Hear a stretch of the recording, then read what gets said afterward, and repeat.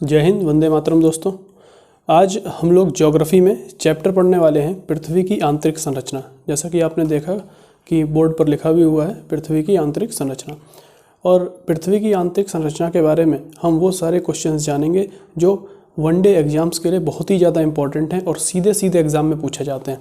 ठीक, चाहे UP police constable का एग्ज़ाम हो, चाहे यूपी एसआई का एग्ज़ाम हो, चाहे लेखपाल का एग्ज़ाम हो, चाहे रेलवे का एग्ज़ाम हो, इस तरह के जितने भी एग्ज़ाम्स हैं उन सब के लिए चैप्टर बहुत ज़्यादा इंपॉर्टेंट है। सुपर टेट और टेट के एग्ज़ाम के लिए भी ये क्वेश्चंस बहुत ज़्यादा इंपॉर्टेंट है। इस चैप्टर में हम उन क्वेश्चंस को जानेंगे जो डायरेक्ट एग्ज़ाम में पूछे जाते हैं। तो आज हम समझेंगे पृथ्वी की आंतरिक संरचना। चलिए इस वीडियो को शुरू करते हैं। देखिए, आज हम पढ़ने वाले हैं पृथ्वी की आंतरिक संरचना। तो हमारी कोशिश ये होगी कि जो भी एग्ज़ाम्स में इस पे क्वेश्चन बन सकते हैं वो सारे हम एक बार क्वेश्चंस देख लें। ओके, तो देखिए पहले हम समझें कि संरचना पृथ्वी की आखिर है क्या। देखिए, ये हमारी पृथ्वी है और इसमें हमें ये जानना है कि यहाँ से लेकर और इस पृथ्वी के अंदर कौन कौन से भाग पाए जाते हैं। तो इसका अध्ययन करने के लिए हमने पृथ्वी को 3 भागों में बांटा है। कितने भागों में? 3 भागों में। यानी पृथ्वी की जो संरचना है उसको कितने भागों में बांटा? 3 भागों में। और बहुत ही ईजी हैं, आराम से आपको याद होंगे। बस जैसे मैं पढ़ा रहा हूँ आप चीज़ों को वैसे पढ़ते रहिए और वैसे ही मेरे साथ साथ बोलते रहिए, रिवाइज करते रहिए। ओके, देखिए, तो मैं क्या करता हूँ कि मुझे इस पूरी पृथ्वी की संरचना के बारे में जानना है। ये क्या है? इसका सेंटर है। तो मैंने इसका एक खंड काट लिया, पृथ्वी का एक खंड काट लिया, इस खंड को ले लिया और मैंने देख लिया कि यहाँ पर कौन कौन से भाग हैं। तो हम एक काम करते हैं, इस खंड को निकालकर अलग कर देते हैं। क्या करें?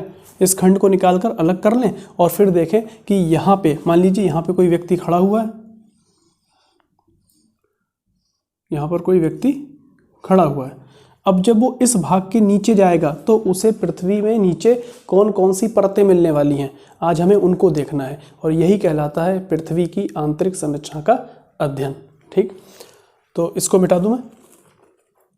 ठीक है, हम इतना भाग निकाल देंगे बस।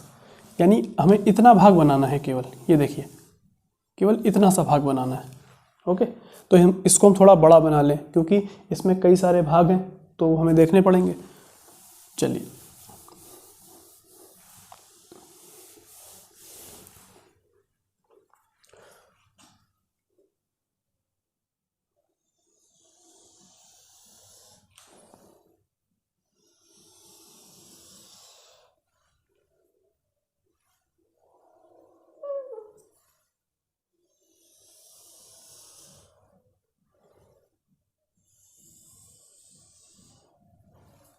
ठीक है दोस्तों, ये हमने पृथ्वी का एक खंड ले लिया जिसमें हम पृथ्वी के उन भागों को देखेंगे, उन परतों को देखेंगे जो हमें जाननी है। देखिए, सबसे ऊपरी हिस्सा जो आपको दिखेगा, ये वाला भाग, सबसे ऊपरी भाग, इस भाग को हम कहते हैं भूपरपट्टी। ये क्या है? भूपरपट्टी। इसका नाम है भूपरपट्टी।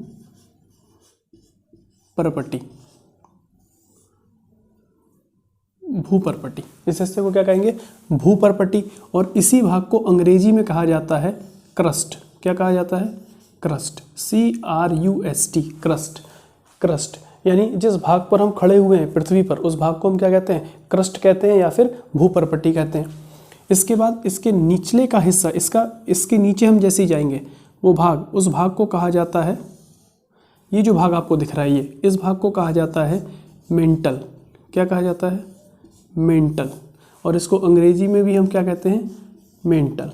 MENTLE। ओके, MENTAL वाला नहीं, मेंटल वो अलग होता है, वो पागल होता है।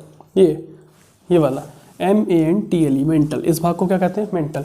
तो सबसे पहले क्या मिला? भूपरपट्टी, उसके बाद मेंटल, और इसके बाद जो हमें भाग मिलेगा उसका नाम है क्रोड़। क्या नाम है? क्रोड़। और क्रोड़ को अंग्रेजी में कहा जाता है कोर।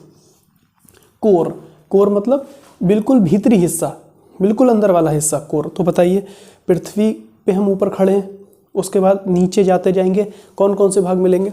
सबसे पहले मिलेगा भूपरपट्टी, उसके बाद मिलेगा मेंटल, उसके बाद मिलेगा कोर। सबसे पहले भूपरपट्टी, मेंटल, कोर।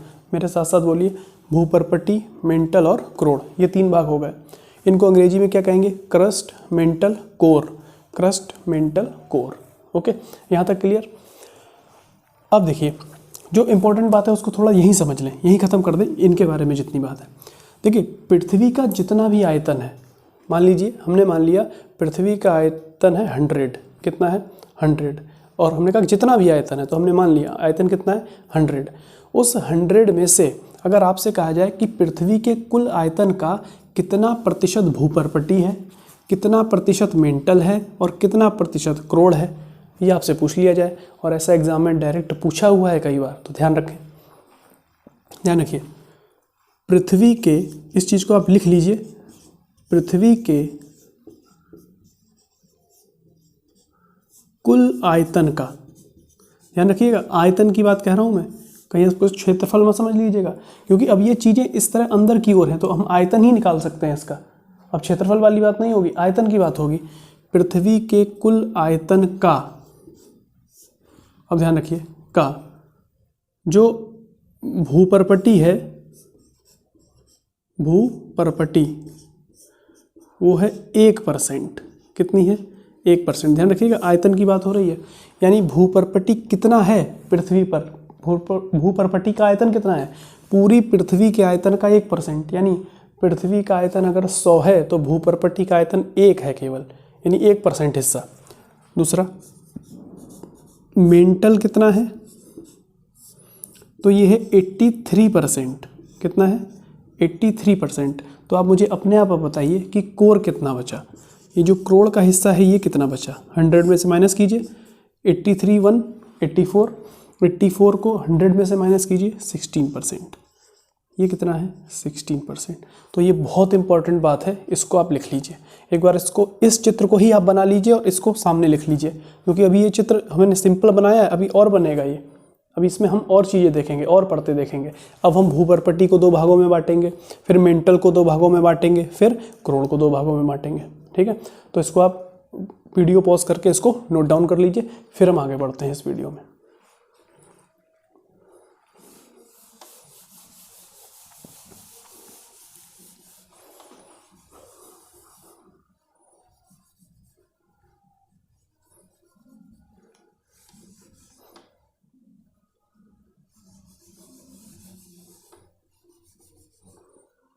देखिए, अब हमने कहा कि हम इसे अब 2 भागों में बांटेंगे, हर परत को 2 भागों में।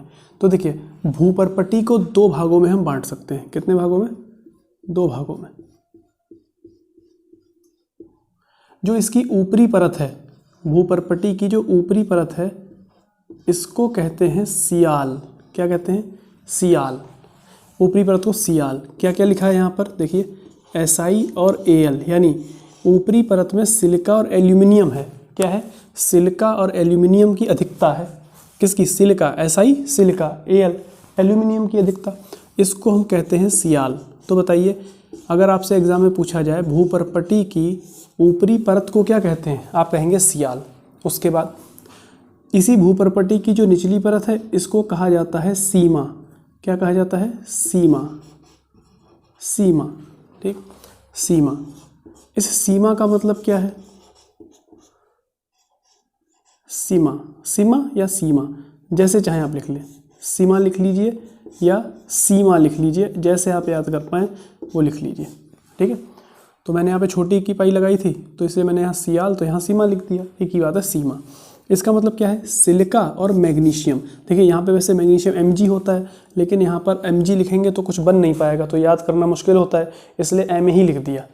तो आपको याद रखना है, इसका मतलब क्या है? मैग्नीशियम, सिलिका और मैग्नीशियम, तो इसको क्या कहते हैं? सियाल। तो बताइए, भूपर्पटी के 2 भाग कौन कौन से हैं? एक है सियाल, एक है सीमा।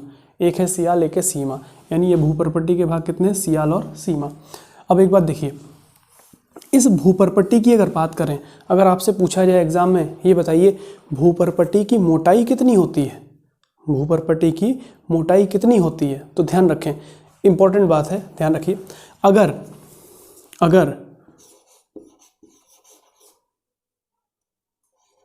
अगर महासागरीय भाग की बात की जाए, किसकी? महासागरीय, महासागरीय तल की बात की जाए, यानी आप महासागर में यानी समुंदर में तल पर चले जाएं, तो वहाँ से अगर आप इसकी मोटाई देखेंगे तब इसकी मोटाई आपको मिलेगी, यानी महासागरीय तल से मोटाई या महासागरीय भाग से मोटाई ये आपको मिलेगी 5 किलोमीटर। कितनी मिलेगी? 5 किलोमीटर। नोट डाउन कर लीजिए। अगर आप महाद्वीपीय भाग से यानी स्थल भाग से किसी महाद्वीप पर खड़े होकर, स्थलीय भाग पर खड़े होकर देखें, अगर महाद्वीपीय भाग से अगर आप इसकी मोटाई देखें, मोटाई, तो ये आपको मिलेगी 30 किलोमीटर। कितनी? 30 किलोमीटर। अब देखो, एग्ज़ाम में इस तरह से नहीं पूछा जाएगा जो मैंने आपको मोटाई बता दी। आपसे ये पूछा जाएगा कि भूपर्पटी की मोटाई कहाँ पर अधिकतम है, कहाँ अधिक होगी, महासागरीय भाग में या महाद्वीपीय भाग में? तो आप कहोगे महाद्वीपीय भाग में अधिकतम होगी। कहाँ अधिकतम होगी? महाद्वीपीय भाग में अधिकतम होगी। इसका मतलब आप लिख लीजिए, भूपर्पटी की मोटाई महाद्वीपीय भाग में कैसी होगी? अधिकतम होगी। ठीक, यानी महाद्वीपीय बड़ा होगा महासागरीय से। ठीक, महासागरीय से। ये फ्रेम में आ रहा है? एक बार मैं देख लेता हूँ फ्रेम में आ रहा है कि नहीं आ रहा है।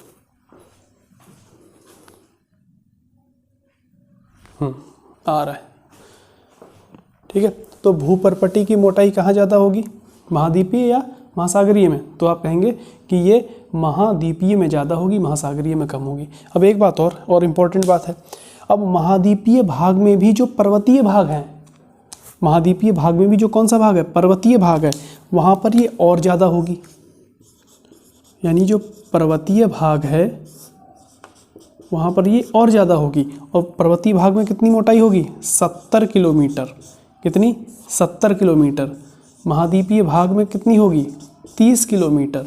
और महासागरीय भाग में कितनी होगी? 5 किलोमीटर। इसी तरह बिल्कुल शॉर्ट में लिख लीजिए आप लोग। ठीक, महाद्वीपीय भाग में 30 किलोमीटर, लेकिन महाद्वीपीय भाग में भी अगर कोई पर्वत है वहाँ पर आप देखोगे तो कितनी होगी? 70 किलोमीटर। आप खुद ही बताइए, पर्वत ऊंचा होता है कि नहीं होता है? ठीक, तो उन एरिया में क्या होगी? लगभग 70 किलोमीटर के आसपास देखी जाती। ठीक, तो आप इसको नोट कर लीजिए। ये भूपर्पटी की बात हो गई।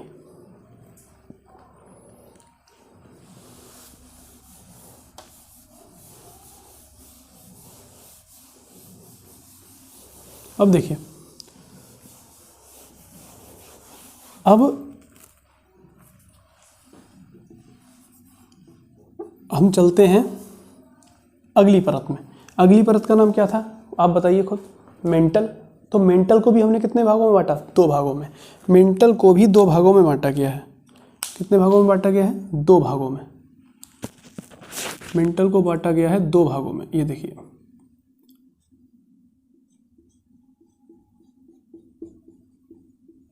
दो भागों में।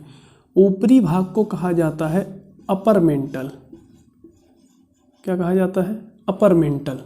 और निचले भाग को कहा जाता है लोअर मेंटल, यानी ऊपरी मेंटल, निचला मेंटल। यानी मेंटल को क्या कहेंगे हम? देखिए, मेंटल एक है अपर मेंटल। अपर का मतलब ऊपरी और लोअर का मतलब निचला। ऊपरी मेंटल और निचला मेंटल। यहाँ क्या बात याद रखने वाली है, सुन लीजिए। जो ऊपरी मेंटल होता है, ये वाला जो मेंटल होता है, ये वाला जो मेंटल है वो पिघली हुई अवस्था में है। कैसा? पिघली हुई। और ये जो आपको भूपर्पटी दिख रही है, ये भूपर्पटी का हिस्सा जो सियाल और सीमा जिस पर हैं 2 परतें, ये भूपर्पटी इस अपर मेंटल पर ही तैर रही है।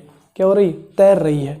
ठीक, आगे की तरफ तैर रही है। यानी आपने सुना होगा कि हर जो महाद्वीप हैं वो अपनी जगह पे स्थिर नहीं है, लगातार आगे बढ़ रहे हैं। क्योंकि वो कैसे बने? प्लेटों के रूप में बने हुए। एक घटना है प्लेट टेक्टोनिक। ठीक, जब हम आगे पढ़ेंगे डिटेल में तो उसके बारे में भी जानेंगे, प्लेट टेक्टोनिक के बारे में। अब थोड़ा बहुत आपने सुना भी होगा, और नहीं सुना तो कोई बात नहीं, आप इतना ध्यान रखिए कि ये जो भूपर्पटी है ना, ये भूपर्पटी ये तैरती है।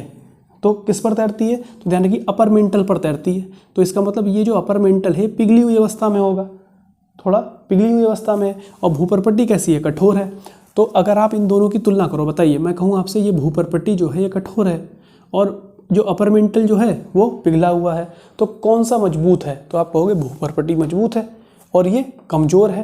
अपर मेंटल पिघला हुआ है यानी दुर्बल है। तो इसीलिए ऊपरी मेंटल जो ये आपको दिख रहा है ना, ऊपरी मेंटल, इस ऊपरी मेंटल का दूसरा नाम है दुर्बलता मंडल। क्या नाम है? दुर्बलता मंडल। इस बात को लिख लीजिए। और इस दुर्बलता मंडल को अंग्रेजी में कहते हैं एस्थीनोस्फेयर। क्या कहते हैं? एस्थीनोस्फेयर। देखिए नहीं समझ में आ रहा, आप यहाँ लिख लीजिए हिंदी में। दुर्बलता मंडल को अंग्रेजी में क्या कहते हैं? एस्थीनोस्फेयर। एस्थीनोस्फेयर, ठीक। एस्थीनोस्फेयर को क्या कहेंगे हम हिंदी में? दुर्बलता मंडल। क्या कहेंगे? दुर्बलता मंडल। और भूपर्पटी जो है वो इसी पर है, इसी पर टिकी हुई है, इसी पर आगे बढ़ रही है धीरे धीरे। ओके, तो ऊपरी मेंटल को किस और नाम से, अन्य नाम से जाना जाता है? आप कहेंगे दुर्बलता मंडल या फिर एस्थीनोस्फेयर के नाम से जाना जाता है, ठीक। अब बात ये आती है, कभी जैसे मैंने आपको अभी क्या बताया, उसमें भूपर्पटी में ये मोटाई कितनी है, तो आपने अलग अलग देखा, 5 किलोमीटर, 30 किलोमीटर, 70 किलोमीटर। उसी तरह से अगर आपसे कहा जाए मेंटल के बारे में बात करो, केवल मेंटल के बारे में, मेंटल की कुल गहराई कितनी है? मेंटल की कुल गहराई कितनी है? तो ध्यान रखिए, मेंटल की कुल गहराई है 2900 किलोमीटर। ध्यान रखिएगा, मेंटल की, पूरा मेंटल, जिसमें क्या क्या आएगा? अपर प्लस लोअर दोनों आएंगे, ये वाला दोनों मिला लो आप, कितनी होगी गहराई? 2900 किलोमीटर। लेकिन आपसे पूछ दिया जाए कि भाई इसकी बताओ, सिर्फ ऊपरी मेंटल कितनी गहरी है, यानी यहाँ से लेकर यहाँ तक ये कितना है? तो ध्यान रखिए, ये ऊंचाई है, ये गहराई है 400 किलोमीटर। कितना? 400 किलोमीटर, ठीक। 400 किलोमीटर, 200 से 400 किलोमीटर, आप 400 किलोमीटर याद रखिए, 400 किलोमीटर। अब पूरा कितना है यहाँ से लेकर यहाँ तक? 2900 किलोमीटर। कितना? 2900 किलोमीटर। ओके, चलिए इसको लिख लीजिए, फिर मैं इसको जरा मिटाऊँ एक बार, ठीक है।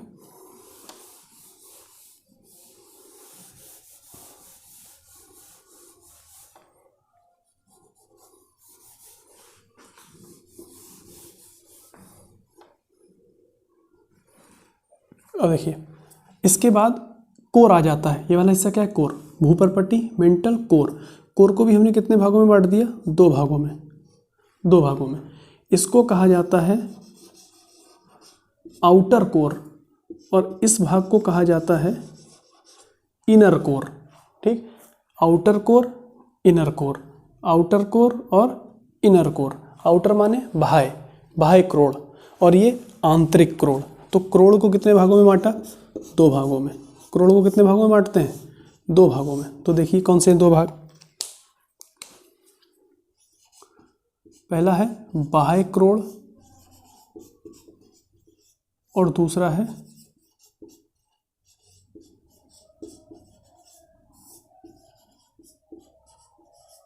आंतरिक क्रोड़। ये 2 हैं, बाह्य क्रोड़ और आंतरिक क्रोड़।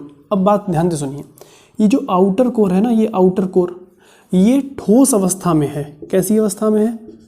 ठोस अवस्था में। ठोस अवस्था में पूछा हुआ सवाल है, ओके। और ये इनर कोर जो है, ये है पिघली हुई अवस्था में। ये कैसी अवस्था में है? पिघली अवस्था में है। और इसी में ये सबसे इम्पोर्टेंट है, इसमें आंतरिक क्रोड़ में निकिल और आयरन धातु की अधिकता है। कौन सी 2 धातुएं पाई जाती हैं? निकिल और आयरन। Fe किसको कहते हैं? आयरन को। Na किसको कहते हैं? निकिल को, ठीक। Na और Fe की अधिकता पाई जाती है, Na और Fe की अधिकता पाई जाती है, ठीक है। तो इसीलिए अब देखिए, NiFe क्या हो गया? निफे। एग्जाम में यही पूछता है कि पृथ्वी की किस परत को निफे के नाम से जाना जाता है? क्या कहते हैं? पृथ्वी की किस परत को निफे के नाम से जाना जाता है? तो बताइए किसे जाना जाता है? अभी मैंने क्या बताया? आंतरिक क्रोड़ को ही तो कहते हैं निफे। तो किसे जाना जाएगा? आंतरिक क्रोड़ को निफे के नाम से जाना जाता है, ठीक है। इतनी बातें जो भी अभी तक मैंने बोली हैं, आपको मेरे साथ साथ बस रिवाइज करनी है। आप वीडियो देखिए, एक बार वीडियो आपने देख लिया, नोट डाउन कर लिया, दोबारा बस आप वीडियो देख लीजिए, ओके। दोबारा आपको थोड़ा जल्दी देखना है तो 1.5 पे देख लीजिए। 1.5 में मैं और तेज पढ़ाता हूँ। फिर और भी आपको और तेज़ देखना, 2 स्पीड पे देखिए, उसमें मैं और तेज़ पढ़ाता हूँ। कम करके देखनी है तो कम करके देखिए, नॉर्मल देखनी है तो नॉर्मल पे देखिए, लेकिन बार बार रिवाइज कीजिए। ठीक, आप एक बार नोट्स बना लोगे और एक बार वीडियो देख के रिवाइज कर दोगे, बस हो जाएगा। और ये वीडियोस आपको अच्छी लगे तो ज़्यादा से ज़्यादा शेयर कीजिए, सबके पास वीडियो पहुँचे, सबकी तैयारी हो। वनडे एग्ज़ाम्स के लिए बिल्कुल फुल तैयारी होगी। ठीक है, कोई टेंशन वाली बात ही नहीं है, कोई चीज़ नहीं छूटेगी, कोई क्वेश्चन बाहर नहीं जाएगा। लेकिन आप भी लाइक करिए, सब्सक्राइब करिए और शेयर करते रहिए, सबको भेजिए वीडियो। जितने ग्रुप में आप जुड़े हुए हैं सारे ग्रुप में भेजिए। ठीक, और कोई आपको कमी लगती है वो कमेंट बॉक्स में बताइए, अच्छा लगता है वीडियो वो भी कमेंट बॉक्स में बताइए, लेकिन बताइए। ऐसा नहीं कि वीडियो देखा बिना लाइक किए ही निकल गए। लाइक कीजिए, कमेंट कीजिए, ठीक, और आगे बढ़ाइए वीडियो, शेयर कीजिए, सब्सक्राइब कीजिए। पता लगा वीडियो देख रहे हैं, सब्सक्राइब किया ही नहीं है चैनल, तो सब्सक्राइब भी कीजिए। ठीक है, कहाँ से करते हैं पता है ना? हाँ, जो रेड से लिखा होता है नीचे सब्सक्राइब, वहीं पर, और पड़ोस में एक होता है घंटा, उसको भी दबा दीजिए। ओके, अंगूठे का बिल्कुल सही इस्तेमाल कीजिए। चलिए, यहाँ तक आपकी बात समझ में आ गई? बताइए, आउटर कोर किस अवस्था में है? ठोस अवस्था में। आंतरिक कोर किस अवस्था में है? पिघली हुई अवस्था में। और इसमें किसकी अधिकता है? निकिल और आयरन की। आयरन की, इसे क्या कहते हैं? निफे। इसको क्या कहा जाता है? निफे। इतनी बात लिख ली आपने? ठीक, इसको लिख लीजिए, फिर हम थोड़ी सी आगे और बात करते हैं। अंतिम चीज अपनी बची हुई है,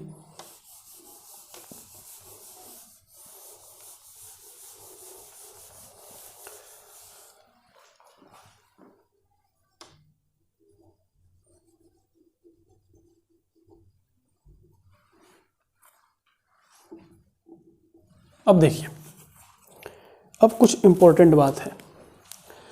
अब पृथ्वी की आंतरिक संरचना, पृथ्वी की जैसे जैसे हम नीचे जाते हैं यहाँ पर कुछ असंबद्धताएं पाई जाती हैं। क्या पाई जाती हैं? असंबद्धताएं पाई जाती हैं, और असंबद्धताओं को हम अंग्रेजी में कहते हैं डिसकॉन्टिन्यूटी। क्या कहते हैं? डिसकॉन्टिन्यूटी। डिसकॉन्टिन्यूटी का मतलब, असंबद्धता का मतलब क्या है? जो किसी चीज़ से संबंधित ना हो, जुड़ा हुआ ना हो। डिसकंटिन्यूटी, भाई कंटिन्यू कहते हैं ना, कंटिन्यू करो, कंटिन्यू। डिसकंटिन्यूटी का मतलब आपकी कंटिन्यूटी का रुक जाना, डिसकंटिन्यू हो जाना। ओके, वही पृथ्वी की परत में है। जैसे जैसे हम नीचे जाते हैं, कैसे कैसे देखिए, जैसे हम ऊपर से आए, जैसे मैंने बताया था एक व्यक्ति बना हुआ है यहाँ पे, ये ठीक, यहाँ उछल रहा है ये इसके पृथ्वी के ऊपर। ओके, नुकीले पैर लगे उछल रहा है। ठीक है, वही समझ लीजिए आप। देखिए, जैसे हम नीचे आए हैं भूपर पट्टी पे, पहली परत हमको क्या मिली है? सियाल। दूसरी परत क्या है? सीमा। लेकिन इस परत से इस परत में जाने के बीच में एक असंबद्धता पाई जाती है, लगभग 1 किलोमीटर मोटाई की। कितनी मोटाई है उसकी? 1 किलोमीटर। असंबद्धता, इस असंबद्धता को कहते हैं, मैं इसको जरा डार्क कर देता हूँ ब्लैक से। ठीक है, इस असंबद्धता को कहते हैं, यानी जब आप सियाल से सीमा के बीच में आ रहे हो, जब सीमा पे जा रहे हो, सियाल से सीमा में जा रहे हो, तो एक क्या पाई गई? असंबद्धता पाई गई है। असंबद्धता कितनी मोटी है? 1 किलोमीटर मोटाई की परत है। इस असंबद्धता को कहते हैं कॉनरॉड असंबद्धता। कौन सी? कॉनरॉड। पहली असंबद्धता कौन सी? कॉनरॉड। तो मैं यहाँ पे नाम लिख दे रहा हूँ इसका। इस असंबद्धता का नाम है कॉनरॉड। मैं इसको अंग्रेजी में लिख देता हूं, कॉनरॉड। क्या नाम है? कॉनरॉड असंबद्धता। तो बताइए, और यहाँ हिंदी में लिख दे रहा हूं इसको, ठीक है, तो आपको परेशानी नहीं होगी। इस असंबद्धता का नाम है कॉनरॉड असंबद्धता। एक असंबद्धता हो गई। ध्यान रखो, जैसे ही एक परत से दूसरी परत में जाओगे वैसे ही असंबद्धता मिल जाएगी। अब देखिए, हम सियाल से सीमा में आए, एक असंबद्धता मिल गई, कॉनरॉड।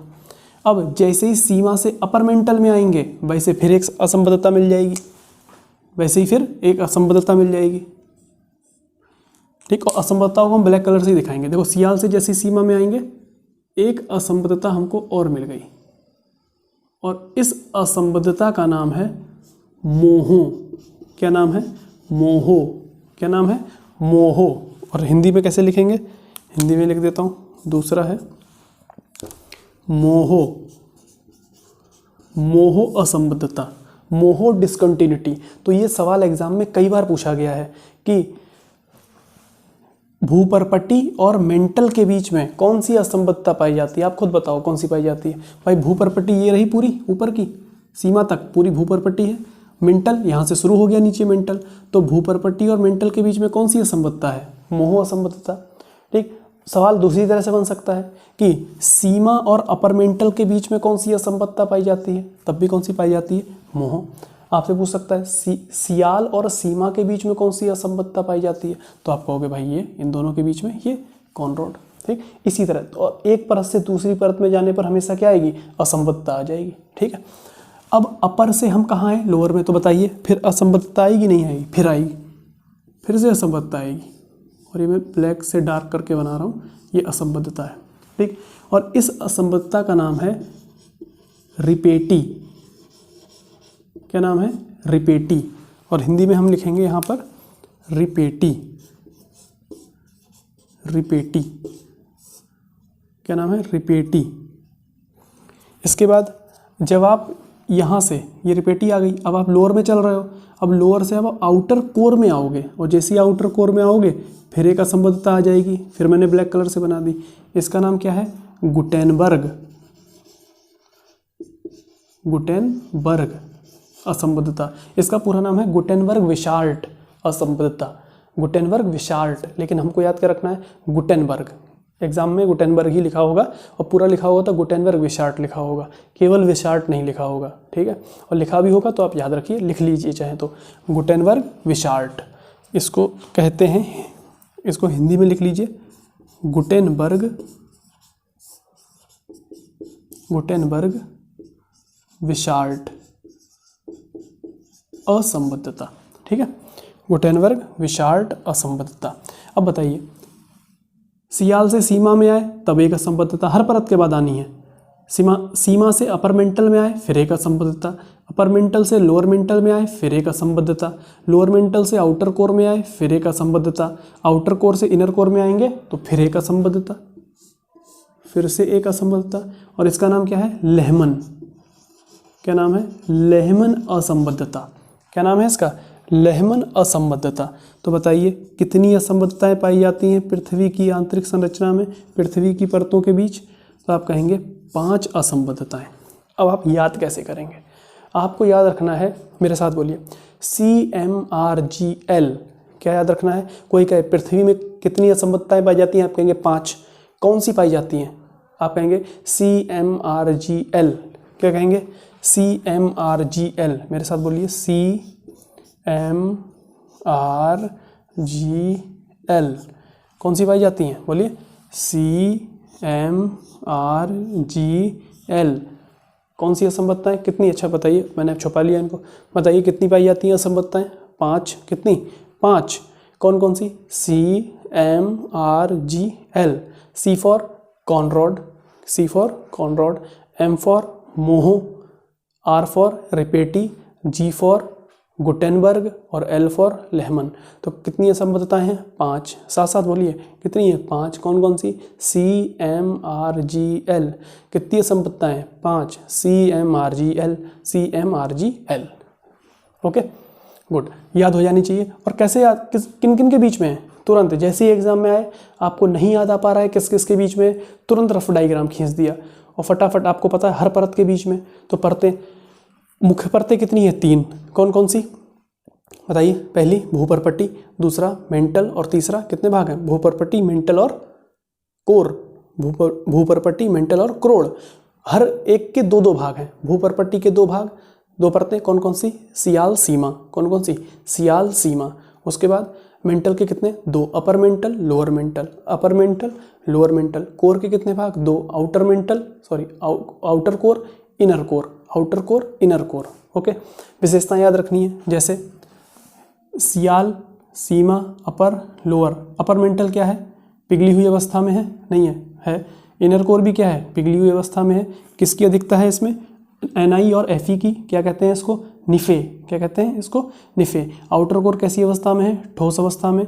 लोअर भी कैसा है, ठोस अवस्था में, लेकिन अपर कैसा है, पिघली हुई अवस्था में, और ये कैसा है, ठोस अवस्था में। ठीक है, ठोस अवस्था में। और हमने आयतन देख लिया। आपसे अगर पूछा जाए, बताइए भूपर्पट्टी पृथ्वी के कुल आयतन का कितना प्रतिशत है, 1%। मेंटल 83% और कोर 16%। याद रहेंगी चीज़ें। हमने 5 असंबद्धताएं देख ली, तो लगभग पृथ्वी की संरचना से जुड़े हुए जितने इंपॉर्टेंट क्वेश्चन थे वो सारे यहीं से बनेंगे। बस चीज़ें आपको याद करनी पड़ेंगी, ठीक है। चीज़ें आपको याद करनी है। कैसे याद करनी? इसको आपको डायग्राम को अपने कॉपी पे बनाना है और 1-2 बार रोज बनाना है, 2-3 दिन, आपको अपने आप याद हो जाएगा, ठीक है। असंबद्धताएं क्रम क्या है असंबद्धताओं का? ऊपर से नीचे की तरफ CMRGL। क्या है? CMRGL।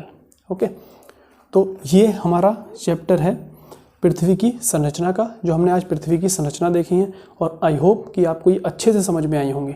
ओके, अब अगली वीडियो में, या फिर अगली वीडियो में नहीं तो जब हम और चैप्टर्स पढ़ लेंगे ज्योग्राफी के, तब मैं एक साथ प्रीवियस ईयर क्वेश्चंस कराऊंगा, सिर्फ क्वेश्चंस कराऊंगा, ध्यान रखिएगा। तो उसमें जितना भी कुछ हो सकता है, कुछ इसमें छूटा हो, तो जो नहीं बताया है वो मैं अगले वीडियो में जरूर बताऊंगा, ठीक। अगले वीडियो में कैसे? जब हम क्वेश्चंस करेंगे तो क्वेश्चंस की फॉर्म में चीज़ें और जल्दी याद हो जाती हैं, ठीक है। लेकिन अभी आप इस वीडियो को देखिए, अपने नोट्स बनाइए। Okay, thank you very much.